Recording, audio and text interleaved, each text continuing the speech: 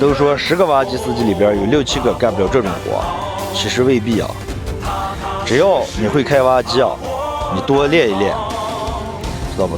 多去看一看每个挖机司机是怎么刷坡的，对不对？咱们从上面这么一看，这坡呢确实板正的很啊，挺好看的，对吧？你近这么一看呢，还是不好，因为啥呢？我这个铲板呢挖坏了以后又焊上去啊，不端正。你看从这儿看过去的话，还是有166的这个印子啊。坐挖机上面看的话还可以啊。像人家说的，远看呢挺好看的，近看呢确实不咋地啊。可是呢，咱们的这个坡呢标准的很啊，所以说呢，不管会不会刷坡，只要你多练多学啊，像这土质好的话，刷出来比这个更好看。